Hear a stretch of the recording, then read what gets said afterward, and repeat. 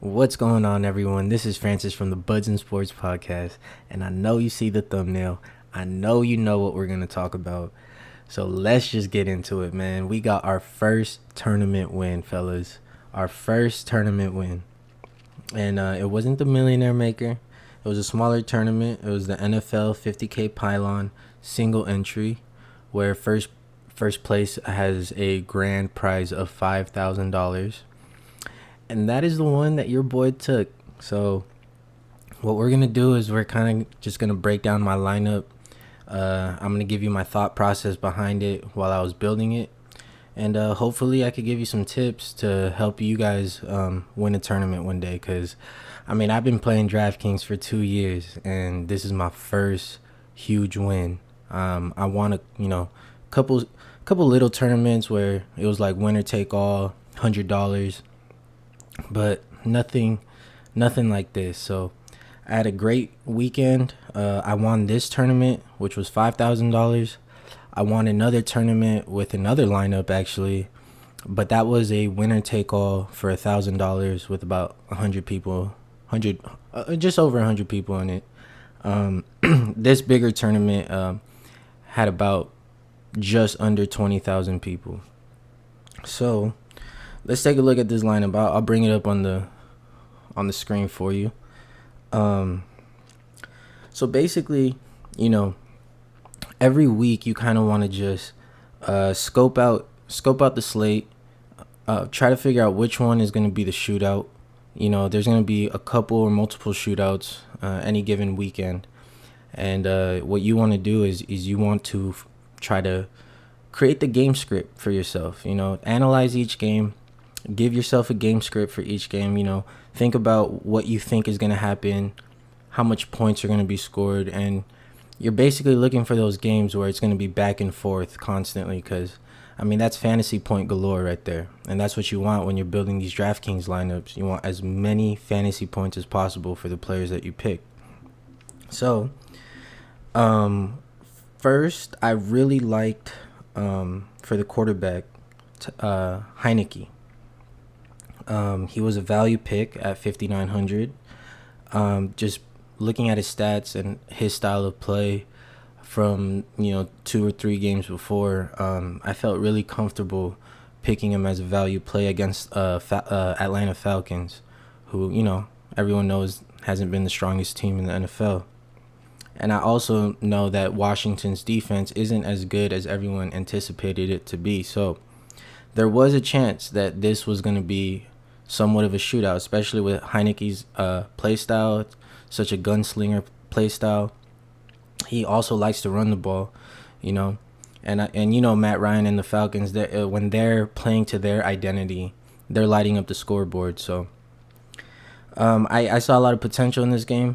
Heineke was 5% owned, which helped me out a lot, and he put up 27.9 fantasy points. And that's the thing. So once you pick your quarterback, once you feel comfortable picking the game that you think is going to be a shootout, and you pick your quarterback, the next thing you want to do is pick your stack, right?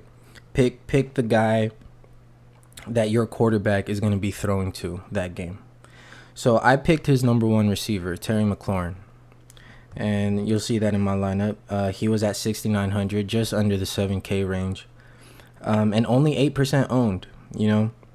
So having that Heineke McLaurin stack definitely helped me out. You can see right there they put up just over 60 points together. So after I got that stack, the next thing you want to do, if you're building the lineups this way based off shootouts, is a bring back player, right? So I picked 2 Washington players, the quarterback and a receiver, because they kind of go hand in hand. They're going to climb together. If the quarterback throws a touchdown to that receiver, not only is that receiver getting points, but your quarterback is getting points, so you're basically double stacking your points, right? On the flip side, you want a bring back player. So somebody from the other team, somebody from the Atlanta Falcons, since in your mind, in your game script, this is going to be a shootout, so the other side is going to be scoring too, right? So the bring back player I picked for this lineup was Cordarrelle Patterson, which was the running back, but they honestly use him as a running back and a receiver, and they use him a lot with Atlanta.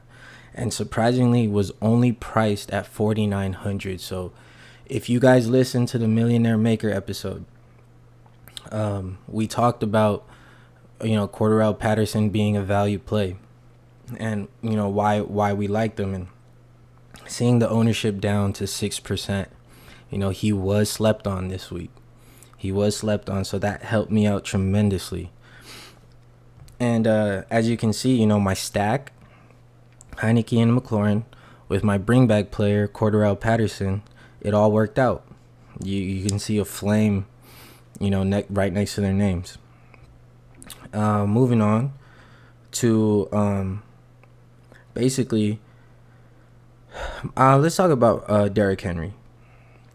So, Derrick Henry was the most expensive player on the slate. It's Derrick Henry, and it's versus the Jets, and you just gotta love that matchup. The Jets are considered the bottom of the barrel team, and you just expected Derrick Henry to put a performance on, even though he was pricey.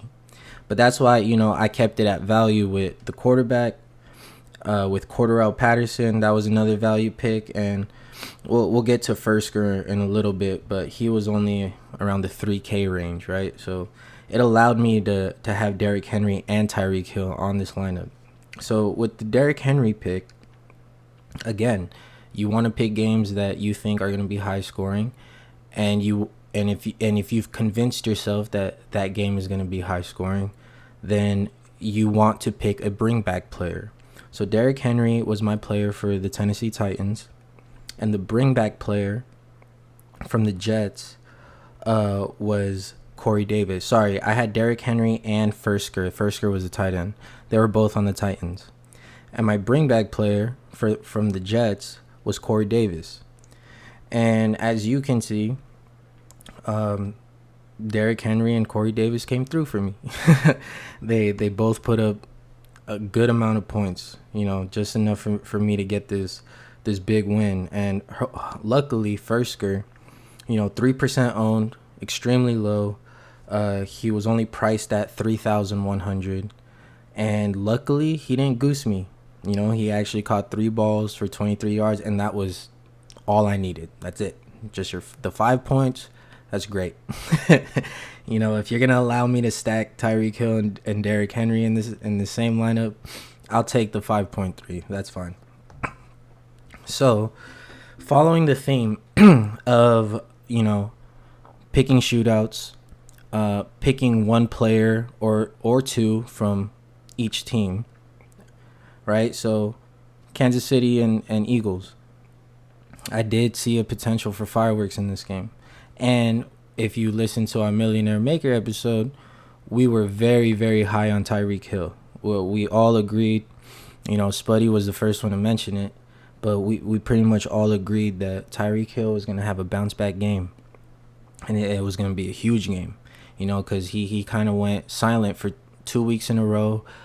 Defenses were just blanketing him. And the thing is when defenses said, you're not beating us with Tyreek Hill, beat us with someone else, the Chiefs ended up losing 2 times in a row. So I knew Andy Reid was going to find a way to get Tyreek Hill the ball this game as many times as he could, because that's when the Chiefs are their best, is when Tyreek Hill is catching the ball anywhere from 8 to 10 times. And he actually ended the day with 11 catches, 186 yards, 3 receiving touchdowns, and a total of 50.6 fantasy points. And the best part about that was that his ownership was just under 7%, which is crazy to me. That's Tyreek Hill. We know his ceiling. We know that the last 2 games was not him, and he was just bound to bounce back. But, hey, not everyone felt the same, luckily for me. And that 6% ownership is a really nice number. So on the other side of that, the bring back player for that game was Dallas Goedert.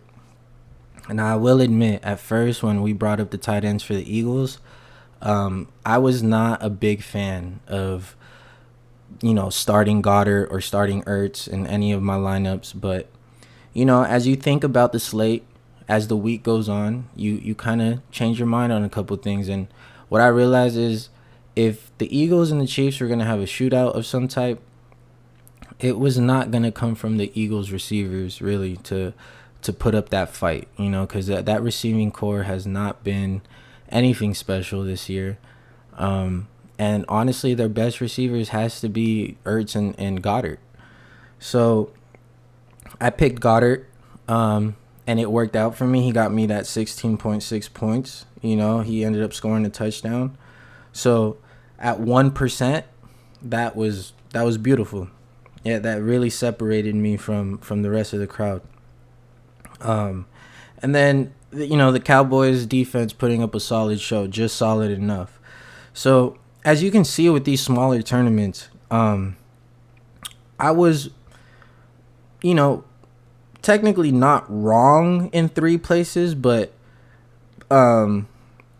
you don't have to have a flame or, all these flames all the way down to win one of these smaller tournaments. Maybe for the Millionaire Maker, yeah, you got to have flames all the way through. I'm not going to lie. You're going to have to be perfect in every single one of your picks.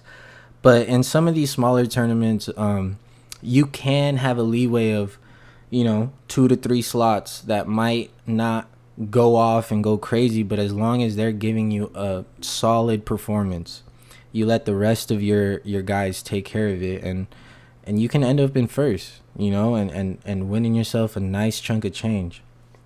So in summary, what you want to do is you want to look at the slate, pick your shootouts, pick the games that you think are going to be high scoring. Pick a player or 2 from each team. So 1 receiver or running back from team A, and then a bring back player on team B, right? It only makes sense. If there's going to be fireworks, if there's going to be shootouts, both teams are going to be scoring. Take advantage and try to pick the players that are going to be scoring that game. And you might just end up winning a tournament and a nice chunk of change. So I'm still excited. I'm still in shock. I hope I can help you guys out by going through my thought process of how I build my lineups.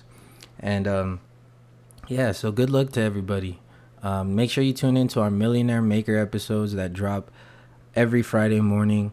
We discuss our favorite picks, pivot plays, and yeah, it's all about winning that big bag, right, in Draftkings. That's the fun part of this whole thing, and get that adrenaline going.